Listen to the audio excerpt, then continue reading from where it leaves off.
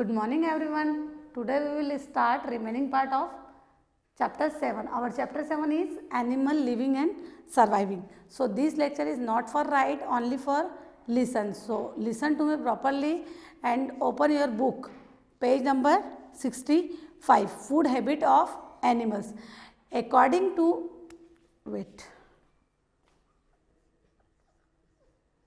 food habit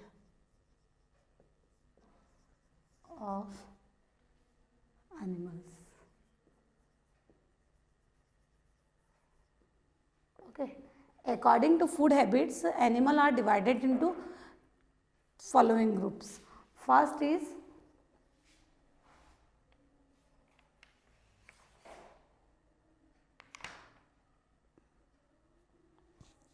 herbivores.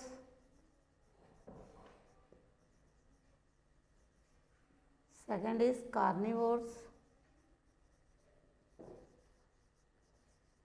Third is omnivores. Herbivores, animals that eat only plant are called herbivores. Carnivores, animals that eat only flesh are called carnivores. And omnivores, animals that eat both plant and animals. यानी जो वो animals जो कि plants को खाते हैं केवल उसको हार्बीवोरस कहा जाता है. And plant animal that eat on the flesh of other animals, यानी दूसरे एनिमल्स के फ्लैश को, दूसरे एनिमल्स के मांस को खाते हैं केवल, उसको कार्निवोरस कहा जाता है. And omnivorous, animal that eat both plant and animal, यानी जो कि प्लांट्स भी खा लेते हैं और एनिमल्स भी खा सकते हैं, उनको ऑमनिवोरस कहा गया है. ओके.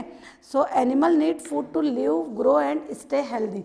एनिमल्स को फूड की नीड होती है ग्रो करने के लिए और जिंदा रहने के लिए, लाइव करने के लिए, एंड स्टे हेल्दी, और हेल्दी रहने के लिए. So different animal have different food habits. Okay.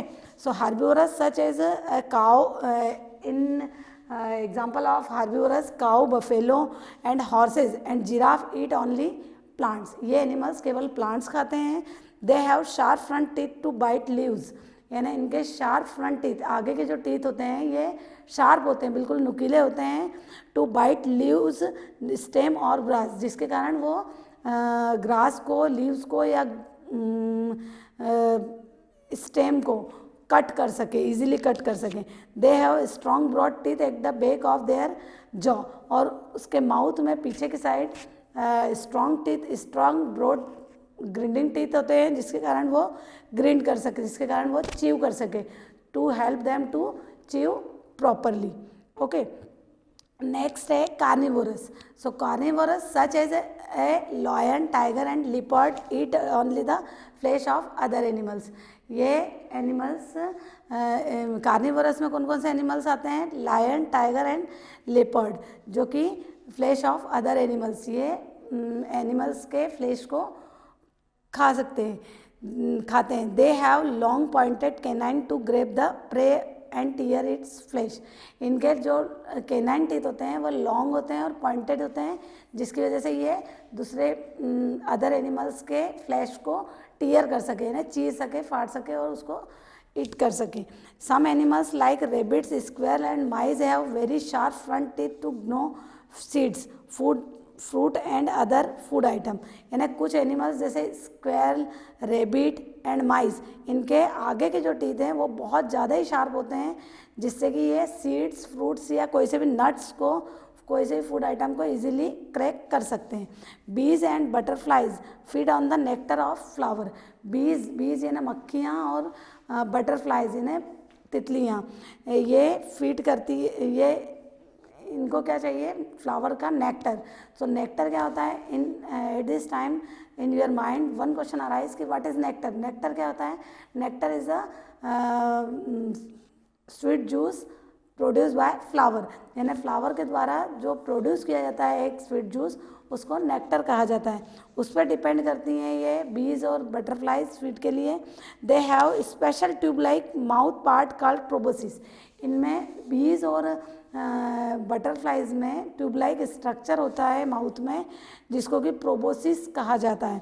They use the proboscis to suck nectar इनका जो ये प्रोबोसिस होता है ये नेक्टर को सक करता है, फ्लावर के नेक्टर को सक करता है, सक यानी चूसता है। And mosquito have a special type of proboscis. जो मॉस्किटो का जो प्रोबोसिस है वो स्पेशल टाइप का होता है। It that allow it to pierce skin and suck blood, जो कि किसी भी, जैसे हमारी बॉडी पे, हमारी स्किन पे अगर वो बैठता है तो स्किन को ऐसे पियर्स यानी ऐसा हल्का सा छेद करता है और उसके अंदर से उस ब्लड को सक करता है। Okay, the beak of birds are shaped according to the type of food they eat. यानी कुछ बर्ड्स की बीक जो होती है वो स्पेशल टाइप, अलग अलग टाइप के शेप की होती है और वो उससे ईट करते हैं। Parrot have curved beak too, वो फूड पर डिपेंड करता है कि फूड कैसा लेती है, उसके हिसाब से उसकी उनकी बीक्स के हिसाब से वो अपने फूड को चूज़ करता है। So parrot have curved beak to crack seed and nuts. Parrot की जो बीक होती है वो कर्व्ड बीक होती है, कर्व्ड यानी मुड़ी हुई बीक होती है, जिससे वो सीड और नट्स को क्रैक कर सकता है इजीली, किसी भी हार्ड सीड को या नट्स को क्रैक कर सकता है। Sparrow and pigeon have small beak to pick grain and other plant matter. यानी स्पैरो और पिजन की स्मॉल बीक होती है, छोटी बीक होती है, जिससे वो छोटे छोटे स्मॉल ग्रेन्स को पिकअप कर सकता है। So they pick the small grains and plant matter और स्मॉल ग्रेन्स को पिक करता है। ईगल उठाता है। Eagle, hawk and falcon are carnivorous birds. ये कार्निवोरस बर्ड्स हैं। They have strong sharp hooked beak to tear the flesh. इनकी strong sharp और हुक्ड बीक होती है, जिससे कि ये किसी भी अदर एनिमल्स के फ्लैश को यानी मांस को टीयर कर सके, फाड़ सके। Special behaviour in animals. Animals में कुछ स्पेशल बिहेवियर्स होते हैं। Certain places become inhabitable during the winter. The weather become freezing cold and food become scarce. यानी जब विंटर बहुत ज़्यादा होता है तो वहाँ पर उस मौसम में फूड की जो है वो कमी हो जाती है। Food so how do animal survive in such harsh condition. तो इस कठिन कंडीशन में एनिमल सर्वाइव कैसे कर सकता है। So to survive in such condition animal exhibit special behaviour. तो एनिमल्स कुछ स्पेशल बिहेवियर करते हैं इस एनिमल में सर्वाइव करने के लिए। Some animals migrate to warmer place while some hibernate during the winter. यानी कुछ एनिमल्स माइग्रेट यानी एक जगह से दूसरी जगह चले जाते हैं और विंटर सीजन जब ख़त्म हो जाता है तब वो वापस अपनी जगह पे आ जाते हैं। ठीक है। एंड कुछ हाइबरनेट करते हैं। Hibernate means long winter long sleep. यानी जब ठंड आती है विंटर में बहुत लंबी स्लीप लेते हैं, यानी ये लंबे टाइम के लिए सो जाते हैं। So first is migration. Migration क्या होता है? The mass movement of some birds and animal over 1000 of miles to avoid harsh winter is called migration. जब the mass movement of some birds and animal over 1000 of miles to avoid harsh winter is called migration. यानी ये जब 1000 millions दूर यानी बहुत दूर winter में harsh condition के कारण, विंटर कि हार्श कंडीशन के कारण ये अपने आप को दूसरी जगह पे ले जाते हैं, तो इसको माइग्रेशन कहा जाता है। Animal migrate to warmer place to find food. यानी ये अपने आप को वार्मर प्लेस पे, गर्म जगह पे ले जाते हैं जहाँ पर इनको फूड मिलता है, ब्रीडिंग ग्राउंड मिलता है। यानी ये इजीली अपने अंडे दे सकता है, ब्रीड कर सकता है ये। एंड वार्मर क्लाइमेट, और उसको रहने के लिए वार्मर क्लाइमेट मिल जाता है, एक गर्म जगह मिल जाती है। The Siberian crane migrate to India. They fly 9000 kilometre to India in winter. यानी साइबेरियन क्रेन जो है वो माइग्रेट करती है इंडिया में। कब? जब ये 9000 किलोमीटर दूर आती है इंडिया में, काहे के लिए? विंटर से बचने के लिए। विंटर में they fly back to Siberian when summer start. जब समर स्टार्ट हो जाती है तब ये वापस साइबेरिया में जाती है। Monarch butterfly all the way from Canada to warmer Mexico in winter. Monarch butterfly भी इस टाइप से करती है. Some seal and whale swim from Alaska to the such, ये भी इसी टाइप से माइग्रेट करती है. Okay, then hibernation. Next is hibernation. Some animals survive the harsh winter by going into a state of deep sleep. यानी कुछ animals जो होते हैं वो विंटर की हार्श कंडीशन के कारण अपने आप को नींद में एक लॉन्ग स्लीप ले लेते हैं, जिसको कि हाइबरनेशन कहा जाता है. During hibernation an animal appear to be dead. यानी ये एक मृत जीव की तरह बिहेव करते हैं. Loud noise have no effect on it. इस पर बहुत ज़्यादा आवाज़ का भी कोई असर नहीं होता है. It does not wake up even if it touched और मूड अराउंड. यानी ये बहुत ज़्यादा टच करने पे भी ये उठते नहीं हैं. So during autumn the hibernate animal eat more food than usual as and store is at fat. जब ऑटम सीज़न होता है तब हाइबरनेट एनिमल फूड को स्टोर कर लेते हैं. ज़्यादा मिलता है तो ये फूड को स्टोर कर लेते हैं एज अ फेट के रूप में. During hibernation the animal uses up the body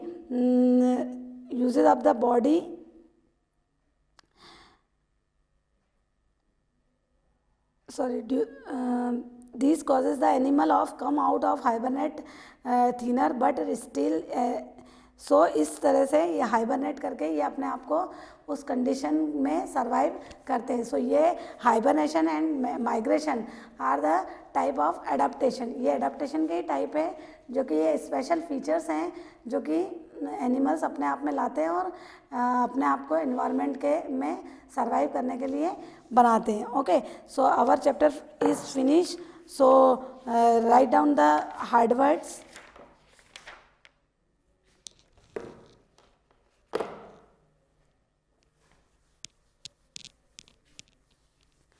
Write down the hard words.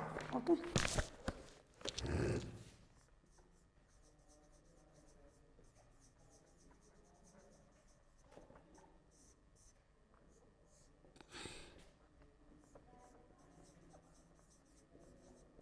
Vertebrates,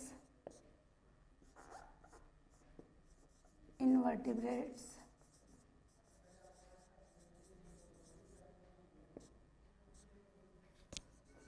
third,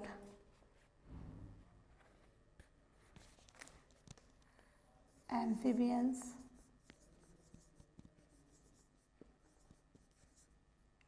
a reptile,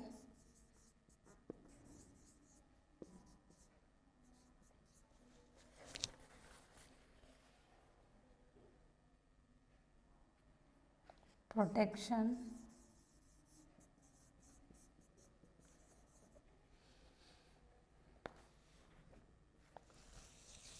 sixth is predator, seventh is molting,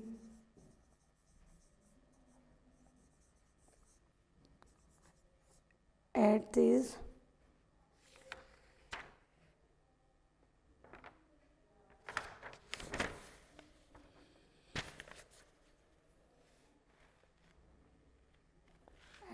webbed feet,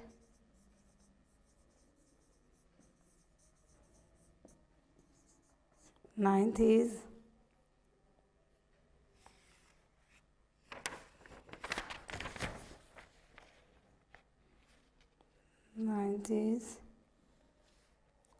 trachea, 10th is spiracles,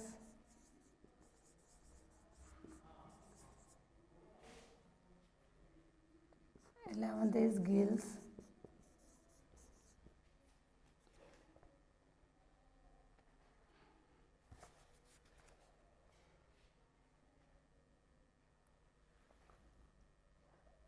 12th is moist skin,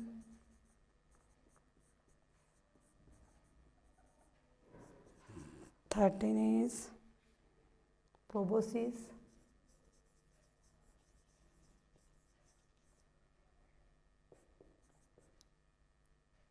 14 is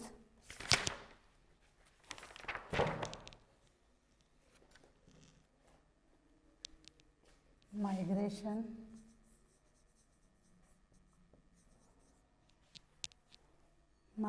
and hibernate.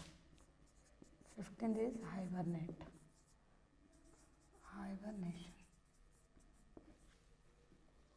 Okay, so listen one time.